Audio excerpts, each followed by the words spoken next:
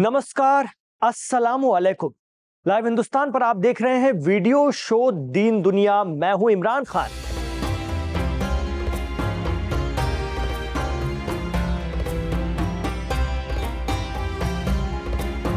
Iraq में Najaf से लेकर करबला तक चल रहे अरबाइन मार्च में खलल डालने की साजिश एक बार फिर शुरू हो गई है। पिछले कई साल से जारी खामोशी और सख्त पहरे के चलते दहशतगर्दों की हिम्मत नहीं होती थी कि अरबाइन के सफर पर टेढ़ी नजर डाल सकें, लेकिन इस बार इराक से बड़ी और फिक्र में डालने वाली खबर आई। 3 दिन पहले इराक के करबला में अलग अलग जगह से 22 दहशतगर्दों को हिरासत में लिया गया है, जिनका ताल्लुक दुनिया के सबसे खूंखार और जालिम दहशतगर्द तंजीम दाइश या ISIS से है।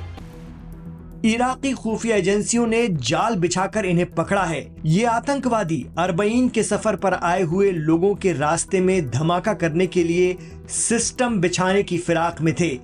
इतना ही नहीं, इनका निशाना हुसैनी मजलिस और सिक्योरिटी अफसर भी थे। और सुनिए, ये दहशतगर्द अरबाइन पर पैदल सफर कर रहे जायरीन को जहर देने के प्लान पर भी काम कर रहे थे। पकड़े गए लोगों ने इराकी सिक्योरिटी अफसरों को बताया है कि करबला और नजफ के बीच सड़क पर एक हुसैनिया, जहां शिया कम्युनिटी के लोग अपनी मजलिस करते हैं, उस पर हमले की भी इन्होंने साजिश रची थी। करबला के गवर्नर नासिफ जसीम अल खत्ताबी ने मीडिया को बताया है कि करबला जांच अदालत की निगरानी में एक बेहद खुफिया और सटीक ऑपरेशन अंजाम दिया गया, जिसमें 22 दहशतगर्द पकड़े गए हैं और इन्होंने दाइश के साथ अपनी शमूलियत कबूल भी कर ली है। मिडिल ईस्ट एक्सपर्ट कहते हैं कि कई सालों बाद इराक, खासकर अरबाइन के सफर के दौरान ISIS का एक्टिव हो जाना बता रहा है कि इन्हें फिर खाद पानी और हथियार मिलने शुरू हो गए हैं। एक्सपर्ट इसके पीछे की वजह भी बता रहे हैं। उनका कहना है कि पिछले साल दिसंबर में सीरिया में बशर अल असद का तख्ता पलटकर तुर्की समर्थित अबू मोहम्मद जौलानी की हयात तहरीर अल शाम सरकार आई है, जिसका नाम अब HTS है। इससे पहले वो अलकायदा और उसके बाद अबू बकर बगदादी की गैंग ISIS का हिस्सा हुआ करते थे। जानकार कहते हैं कि सीरिया में ईरान और उसके हिमायती संगठनों की पकड़ जैसे ही ढीली पड़ी है, वैसे ही दाइश के खूंखार दहशतगर्द अपनी शैतानी पर उतर आए हैं। 2014 में ISIS ने इराक के बड़े हिस्से पर कब्जा कर लिया था, जिसमें नॉर्थ वेस्ट इराक के इलाके शामिल थे। उनका आक्रमण इराकी सेना और सुरक्षा बलों के लिए एक बड़ी चुनौती था और इससे देश में बड़े पैमाने पर विस्थापन और संघर्ष भी हुआ था। कहा जाता है कि उस वक्त दाइश के दहशतगर्द करबला की तरफ बढ़ रहे थे।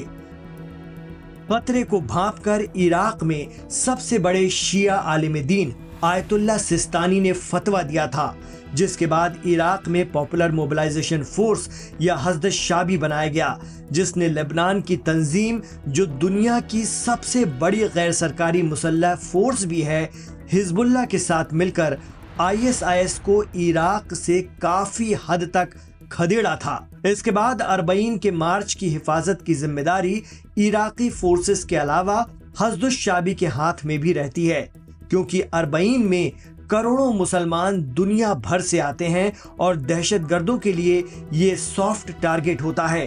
कहा जाता है कि हिजबुल्लाह और हशद शाबी के दखल के बाद से अरबाइन का सफर पुरअमन रहा, लेकिन सीरिया में बदलाव और लेबनान में हिजबुल्लाह को इसराइल, अमेरिका और सऊदी के जरिए फंसाकर कमजोर करने की वजह से एक बार फिर अरबाइन तक दाइश के दहशतगर्दों की पहुंच हो गई है।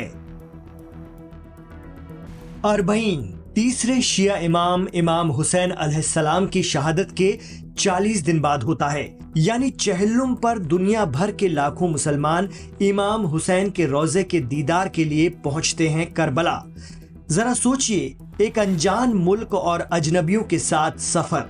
लेकिन अरबाइन मार्च पर जाने वाले कहते हैं कि यकीन मानिए, एक लम्हा भी ऐसा नहीं गुजरेगा जब आपको महसूस हो कि आप अजनबी शहर और अनजान लोगों के साथ सफर कर रहे हैं। ये मंजर हर साल इराक में आपको हर उस रास्ते पर नजर आएगा जो वहां के किसी भी शहर से करबला की तरफ जा रहा हो। अरबाइन एक अरबी लफ्ज है जिसके मायने 40 होता है। हुसैन की शहादत के 40 दिन पूरे होने पर चहल्लुम या अरबईन पूरी दुनिया में मनाने की रिवायत गुज़िश्ता 1400 बरस से चली आ रही है, लेकिन करबला का अरबईन खास होता है। इस मौके पर अकीदतमंद इराक के नजफ शहर से करबला शहर तक का सफर पैदल तय कर इमाम आली मकाम को खिराज अकीदत यानी श्रद्धांजलि पेश करते हैं। लेकिन इस दौरान स्थानीय इराकी लोग आने वाले तमाम ज़ायरीन की खिदमत यानी सेवा के लिए एक दूसरे पर सबकत हासिल करने की कोशिश में मसरूफ रहते हैं। नजफ से करबला तक तकरीबन 86 किलोमीटर का सफर है, वो भी पैदल। इस रूहानी सफर की शुरुआत होती है नजफ से। सुबह की नमाज के बाद काफिला निकल पड़ता है एक मुकद्दस सफर पर। कहा जाता है कि पूरी दुनिया से करीब 4 करोड़ लोग पहुंचते हैं अरबईन के सफर पर, यानी सफर हज से भी कई गुना ज्यादा लोग। नजफ में मौला अली के रोजे या समाधि पर जियारत और फिर 86 किलोमीटर का सफर स्टार्ट। अरबईन जाने वाले बताते हैं कि ये सफर आपकी जिंदगी के बेहतरीन 10 दिन और 10 रातें होती हैं। बेहतरीन सातें होती हैं वो रातें। किसी भी मुल्क के 2 शहरों को जोड़ने वाली सड़क की तरह ये सड़क भी नजफ से करबला जा रही है। शाहराह यानी हाईवे पर आप चल रहे होते हैं कि आपको लगता है जैसे पूरा जमाना आपके साथ है। 3, 4, 5 साल के छोटे छोटे प्यारे मासूम बच्चे भी या जायद कहते हुए अपने नन्हे नन्हे हाथों से आपको जूस और पानी देते जा रहे होते हैं। साथ में होते हैं उनके घर वाले। ज़ायरीन बताते हैं कि एक लम्हा तो आपको लगता है कि ये लोग सामान बेच रहे हैं, लेकिन आप गलत साबित होते हैं। दरअसल सड़कों पर ज़ायरीन की खिदमत के लिए जैसे पूरा का पूरा इराक उतर जाता है। ये प्यारे बच्चे भी शहीदाने करबला के उन्हीं खादिमों में से एक होते हैं। उनकी मासूमियत और जज्बा आपको भी सेहरा देगा, तड़पा देगा। उनके प्यार को देखकर आप भी 1400 साल पहले उसी देश में हुसैन इब्न अली की 4 साल की मासूम बच्ची की याद में अपने आंसू शायद ही रोक पाएं। कहा जाता है कि कोई माने या ना माने, अरबईन वॉक में जगह जगह मुसाफिरों की जरूरतों को पूरा करने के लिए हर इंतजाम मुफ्त में होता है। कोई पानी, कोई जूस, कोई खाना खिला रहा होता है, कोई खजूर पेश कर रहा होता है, तो कोई अपने कैंप या शिविर, जिसे वहां अरबी में मौकिफ कहा जाता है, वहां आराम करने की दावत यात्रियों को देता रहता है। ये लोग खाना खाने के लिए बड़े दिल और आजीजी से बुलाते हैं। ज़ायरीन भी चलते चलते थक जाते हैं तो थोड़ा आराम करने रुक जाते हैं। लोग बताते हैं कि आप चंद पल के लिए भी रुकते हैं तो क्या जवान और क्या ज़ईफ तुरंत आपके जूते उतारते हैं, आपके पैरों पर जैतून के तेल से मालिश करने लगते हैं। अगर आप उन्हें ऐसा करने से रोकना भी चाहें तो उनकी लगन और प्रेम देखकर बोलने से भी कासिर हो जाएं, आपकी जबान ही ना खुले। लोग बताते हैं कि इराक के उन बेहद अमीर लोगों की तरफ बस आप हैरान परेशान देखते रह जाएंगे और वो बड़ी शफकत से आपकी सेवा में लीन रहेंगे।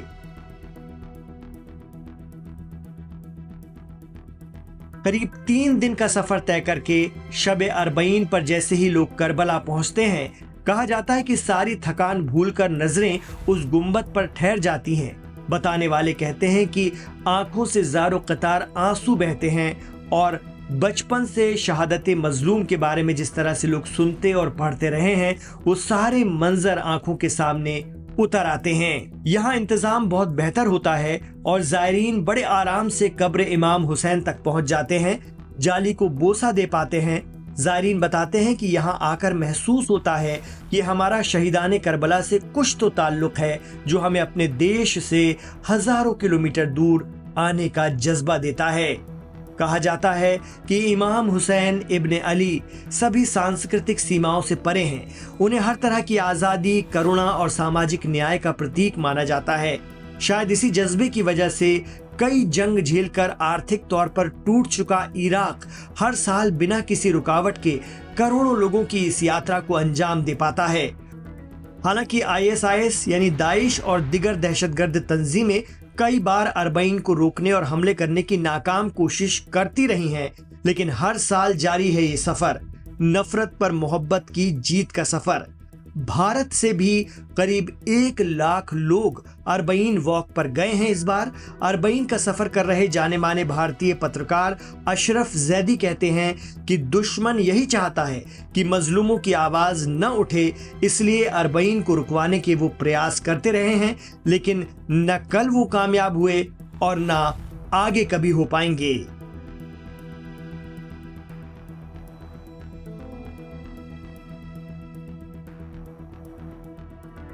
इमरान खान के साथ आप आखिर तक कनेक्ट रहें तो गुजारिश रहेगी कि हमारे इस वीडियो को लाइक कीजिए, अपने दोस्तों और रिश्तेदारों में से शेयर भी कीजिए। गुजारिश रहेगी हमारे चैनल लाइव हिंदुस्तान को सब्सक्राइब कीजिए और करवाइए। बहुत शुक्रिया इमरान खान के साथ आखिर तक जुड़ने के लिए। अपना ख्याल रखिए और अपनी दुआओं में हमें याद रखिएगा।